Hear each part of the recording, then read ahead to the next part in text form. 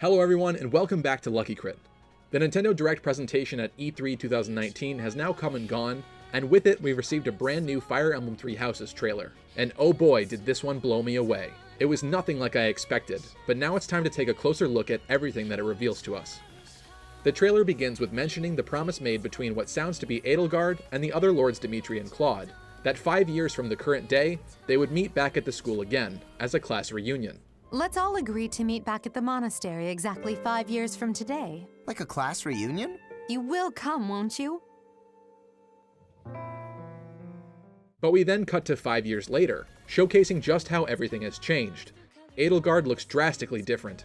We aren't certain of this just yet, but to me she looks extremely Empress-like, with a brand new dragon-horned crown and a majestic red outfit. Perhaps in the 5 years since their first days at the school, Edelgard has now become the Empress of the Adrestian Empire. Whether that means her parents or family stepped down from the throne or passed away, we have no idea yet. She then mentions they fought here before as classmates. Years ago, we fought here as classmates. Perhaps during this scene, they're actually at the school very close to the same training grounds they once sparred at as classmates. I want to mention here that we first saw a brief glimpse of this older version of Edelgard in Nintendo of Europe's special edition video that they put out, when the art book opens very briefly, providing us a glimpse of the pages. There's also some other stuff in the art book here, but we'll learn more about it in this trailer. We then get to see Claude, who's now rocking some serious sideburns or mutton chops after the time skip. Perhaps he's also taken over as the leader of the Leicester Alliance, as he does look even a bit more elegant and wizened from the past 5 years. As big class reunions go, this one's gotta be the worst in history. He laments that this has gotta be the worst class reunion in history, which makes it sound a lot like they're not quite all meeting again on the same premise that they originally intended. Before, when they were allies in arms taking up training in the Officers' Academy, they promised to meet again on happy terms to reunite. But by the time the 5 years have passed, it seems very likely that the three territories of Fodlan, and thus each house, are now at war against each other. We can see what look to be flames and war-torn scenery here. Has the Garreg Mach Monastery been destroyed? Claude then asks Byleth, "What should we do, Teach?" What should we do, Teach? I wonder if each lord will ask Byleth this question, depending on which house they've chosen to side with in the earlier portion in the game. It seems that Byleth will probably still be allied with the house they originally chose. We then see Byleth with a startlingly different hair color. At first I thought maybe this was a sign that customization, at least as far as hair color, is back, but after seeing the rest of the trailer, I don't think so anymore. I think this is a new, awakened version of Byleth, a Byleth that has unlocked what could be another dormant or latent ability within them. Besides, we've seen the pre-rendered cutscenes of Byleth with his teal hair color, so I doubt that the game will ship with multiple versions of that cutscene, wasting space on the disc just for a few different hair color options. We'll talk about this more later though. What should we do, Teach? We can also see him turning the bone sword chain weapon back into its sword appearance, confirming that this is, in fact, the same weapon wielded by the evil-looking guy in the first trailer, who we think is the Liberation King Nemesis, who in that trailer uses it to destroy legions of soldiers. This sword, or falchion, that Byleth will get, can turn into a chain whip. In this shot, there's no crest or anything in the hilt of the sword. Is Byleth a direct descendant of the Liberation King Nemesis? I've seen a lot of you out there saying that Nemesis looks a bit like Geralt. Nemesis is also represented with the same symbol that Sothis and Byleth are, this crest that we've seen time and time again. So it's possible that Byleth is a direct descendant of him, and that's why the chainsword ends up with him again. We then see what at first may appear to be a brand new character, but actually turns out to be what Dimitri of the Blue Lions looks like after the time skip. This is nuts. What happened to our boy Dimitri in the past 5 years? He looks the most ragged and war-torn of all of them.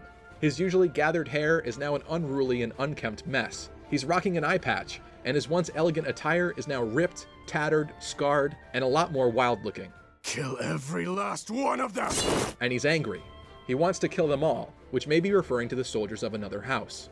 We then see the message, "As dawn beckons, the flames of war rise." The main theme song of the game mentions reaching for the dawn, so I like what they're doing here with the theming. What does dawn signify in the story? An end to the darkness of the crests and the evil church? We'll have to see.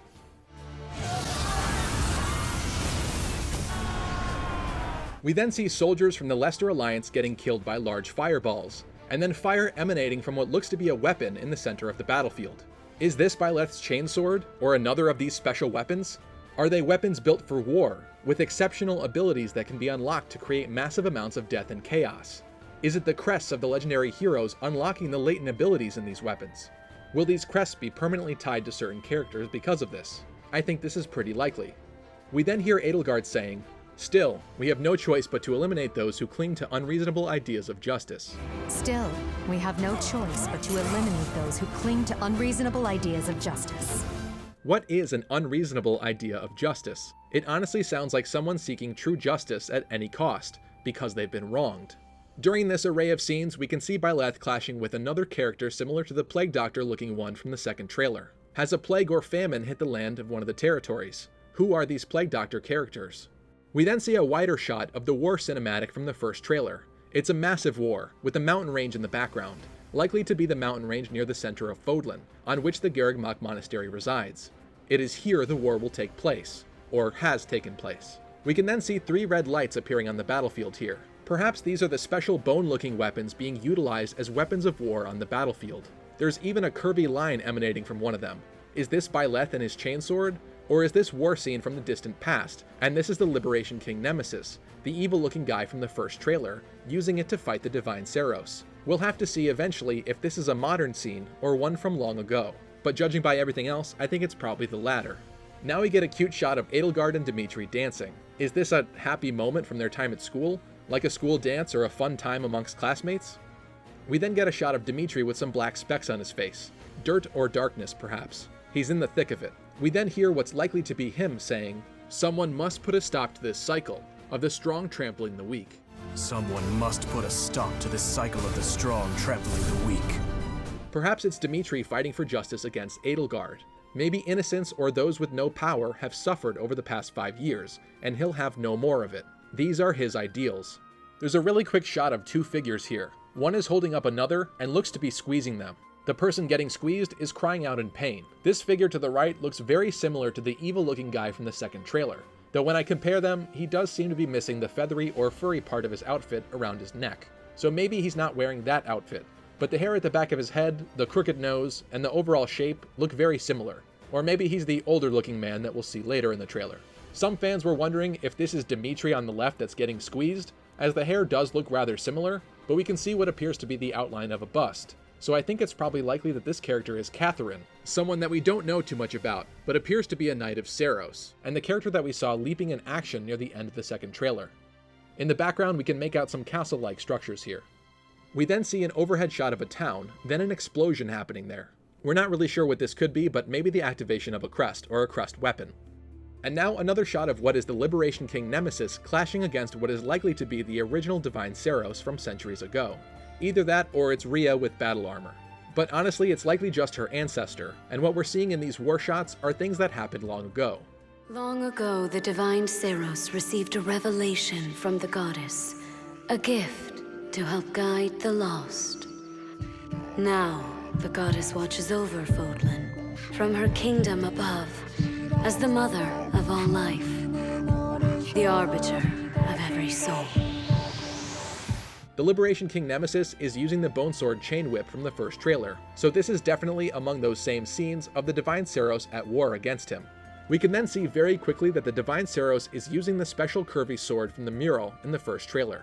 It seems to be a very special sword passed down from then on, as we'll also see it a bit later in the trailer. Her shield is emblazoned with the crest of Seros, the symbol representing Edelgard and the Adrestian Empire, and the place she hails from, Hresvelg. Next we see a green eye. Is this Rhea, the Divine Seros? Or is this Sothis? The pupil is a slit which may infer that they're becoming a monster, or evil. I took a closer look of Sothis' art, and I think that this eye must be Rhea's, considering the hair on the left side. Otherwise, it's the original Divine Seros' eye. Is this revealing the evil behind her?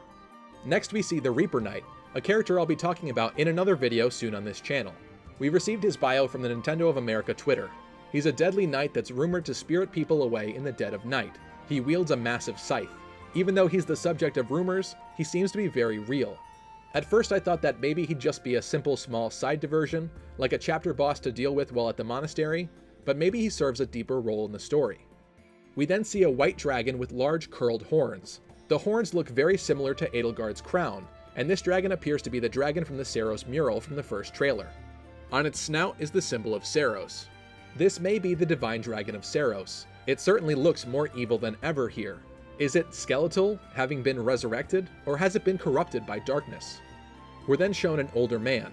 We first saw this character in the brief glimpse from the Nintendo of Europe Special Edition video, where it showed the art book of the game. He looks pretty similar to the evil-looking guy from the second trailer, whom we know almost nothing about, but we're about to see him again in a moment. It's a little hard to make out, but he's saying something along the lines of, "The something stone consumes even the darkness itself." So the Fellstone consumes even the darkness itself. We're then shown the evil-looking guy from the second trailer activating a glyph or magic circle on the ground. It's unclear where this is taking place. He has a rather interesting earring with a symbol within it. Perhaps that's the symbol of this evil faction. Of course, we're assuming that these people are evil. We don't actually know for sure, but just look at his face. Him turning out to be a good guy would be the real twist here. We then hear what sounds to be Claude saying, "Yet we have the strength to scale the walls between us, to reach out our hands in friendship, so we can open our true hearts to one another. It's how we win." Yet we have the strength to scale the walls between us, to reach out our hands in friendship, so we can open our true hearts to one another. That's how we win! I'm alright with the friendship overcoming all trope, but I just hope that the story of this game is good. Though judging by this trailer, it seems like it could be. It's definitely filled me with hype.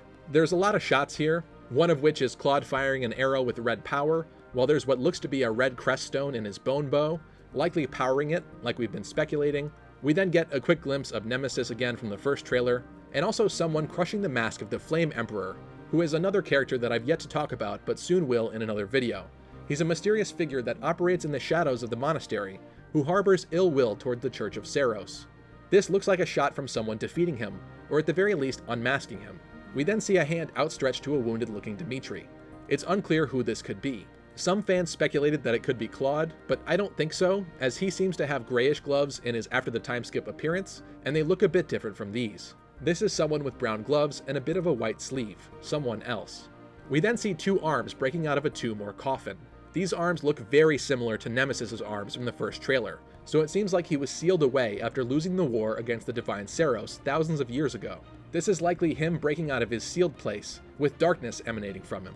We're then shown the new Edelgard wielding the curved special sword of the Church of Seiros that we originally saw the Divine Seiros wield, and the one that shows up in the Seiros mural. Has the task to destroy the newly revived Nemesis fallen onto Edelgard, since the Adrestian Empire is the seat of the empire forged from the Church of Seiros' influence? Maybe her task is to cleanse the land. Edelgard once said in the first trailer that the crests are to blame. Will she use her power and position to destroy the crests and carve a better world for the inhabitants of Fodlan? And will she do it at any cost? She says, "My teacher here." My teacher. It looks like she's clashing with Byleth, who appears to still have the lighter hair now. Is after Timeskip Byleth the lighter-haired version? Is that his only change in that time span? Is she fighting Byleth because he's distantly related to Nemesis, and thus against her ideals as one aligned with the Church of Seiros? Byleth does not appear any different throughout the trailer, aside from his change in hair color. This could mean a few different things. Either Byleth doesn't change very much over the 5-year span of time, he now has the ability to travel through time to hopefully fix and stop the terrible war that's coming, and that's why he still looks the same, or the Byleth that we're seeing in the trailer is from scenes all taking place before the time skip. But this last one doesn't really seem as likely because he looks to be the one clashing with Edelgard in this scene, and we know it's after the time skip because of her appearance. So we'll have to see how this plays out further down the road. Sothis then says, presumably to Byleth, that both sides of time are revealed to you. What shall you do? Both sides of time are revealed to you. What shall you do? What does she mean by this? Can Byleth see the future or see the different outcomes of his choices? During this, we can see Byleth awakening some sort of power. His hair changes color. He's gone Super Saiyan. The sword hilt then glows with a bright power, and he raises the sword to the sky. Is he using Skyrending Pulse to rewind time? Will we be able to rewind the events of the game and change what happens? Or is this just what Skyrending Pulse looks like? Is this actually going to be a time travel Fire Emblem game? The Three Houses logo then dissolves into petals, but it also seems that the petals are a part of the next scene too, so I wonder if this has to do with this transformation as well. He seems tired, or shocked at what he's seeing. His eyes slowly close. Then we hear what sounds to be Edelgard saying, how lovely it would be for this moment to last forever. How lovely it would be for this moment to last forever. Is this Edelgard's last line as she's dying? Or maybe just a beautiful moment between her and someone else? This ends the trailer. The game will still be released on July 26th. In this Nintendo of America tweet, it says, "When war comes to the great land of Fodlan in Fire Emblem Three Houses, everything will change. Lines will be drawn, bonds will be broken, and steel will clash. Every decision you make matters when War arrives 7/26 on Nintendo Switch. I certainly hope that choices will really matter in this game. Imagine if, because of the calendar system, different events could occur depending upon what you choose to do. Perhaps with an expanded Skyrending Pulse feature, you could go back in the story to previous times and make different decisions to alter the events of the story. I'm not really sure how this would work, but maybe this would be the only way to get the good ending, if certain correct choices are made throughout the game. Otherwise, maybe things just won't turn out as well. This is all speculation, but super interesting to think about after today's trailer. There was also a new fact sheet for the game released, which touches on a lot of information that we already know, but also some new info. War is coming to the great land of Fodlan. Here, order is maintained by the Church of Seiros, which hosts the prestigious Officers' Academy within its headquarters. You are invited to teach one of its 3 mighty houses, each comprised of students brimming with personality and represented by a royal from one of the 3 territories of Fodlan. As their professor, you must lead your students in their academic lives and in turn-based tactical RPG battles, wrought with strategic, new twists to overcome. As the story unfolds, your choice of house at the Officers' Academy will greatly affect where you stand when the land becomes engulfed in war. After 5 years, former friends from the Academy must now face each other on the battlefield as bitter enemies. Which house and which path will you choose? Command a party of warriors to move and fight on a grid-based battlefield, hire and equip new battalions to strengthen your units, and use combat arts to attack more efficiently. You've taught them well, and now their lives depend on your leadership. I really hope this means what it sounds like it means, choices actually mattering this time around. Perhaps the events that will take place in the 5-year time skip have affected each territory differently, whether or not they've been ravaged, risen to even higher power, or had some other tragedy strike them. This also makes it seem like we might be fighting the other houses in bitter combat, maybe even killing some of the students that we've come to know throughout the early stages of the game. Now that would be a dark turn, and a great way for them to go with things, I think. There's also a snippet here that says, fortify your units with battalions for the first time, utilize new combat arts to strategize your moves, and also face a new type of giant enemy, the demonic beasts. We've also got some additional artwork that was released, showcasing these demonic beasts. In this first shot, we can see what looks to be the same exact dragon as from in the new trailer, so it seems that this dragon linked with Seiros will in fact be one of the demonic beasts. This might mean that, like the dark beast from the second trailer, it will also be a beast linked to the crest of Seiros, a crest that Edelgard comes with in Fire Emblem Three Houses. Its forehead does contain the same crest associated with Edelgard, which seems to be the crest of Seiros. It's also the crest that appears next to Hresvelg on the map, the region where Edelgard hails from, and what is likely the seat of the Adrestian Empire. Considering the Empire was created by the Seirosian religion, this makes a lot of sense. The other screenshot is a better look at the Black Beast, a demonic beast that appeared in the second Fire Emblem Three Houses trailer, as Edelgard and others were fighting against it, and also briefly in the cinematic later on. The one that Edelgard was fighting had a weapon or classification of the Crest Stone of Gautier, so Sylvain's family line, so it's possible that this is the demonic beast associated with that particular crest, or perhaps these black beasts will be a specific enemy type that many of the crests will have associated with them. Maybe this is the crest being used as weapons of war, or their power going out of control. We've also got the full art of each of the new timeskip versions of the 3 lords, Edelgard, Dimitri, and Claude. These look very similar to the art on the cover of the game, so it's probably the same artist. We can see that each of them are now wielding bone weapons, similar to the bone chainsword weapon showcased in that first trailer, the one that we've seen many times since, with Byleth wielding it. These could be the legendary weapons from the 10 Greats of Fodlan, as a callback to other Fire Emblem games where legendary weapons originate from legendary heroes centuries ago. These weapons all look very similar to that special sword that Byleth has, and from what we've seen of his, and judging by their similar hilts, it seems that these weapons will have the ability to utilize crests. But just what happened in the past 5 years for things to change so drastically? I can't wait to find out. That's all for today. Thank you so much for tuning in, as always. I'll be back very soon with more Fire Emblem Three Houses videos. This was the latest bit of information, but I've yet to cover a lot of the stuff revealed in some recent Famitsu articles, as I've been so busy and traveling, so I hope you'll tune in when those come out. If you enjoyed this video, you can slash the thumbs up. It really helps out the channel. Thank you. You can also get subscribed to get even more Fire Emblem Three Houses news straight to your homepage, and you can also follow us on Twitter for the latest news and updates as they come out. And of course, my big thank you to all of these incredible patrons that help to make content like this possible. And you can also join us for further discussion beyond this video by checking out our Discord server. The link will be in the video description below. And I'll see you all next time.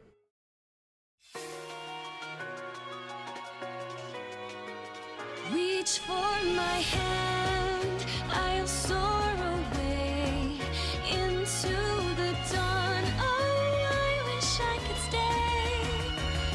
share.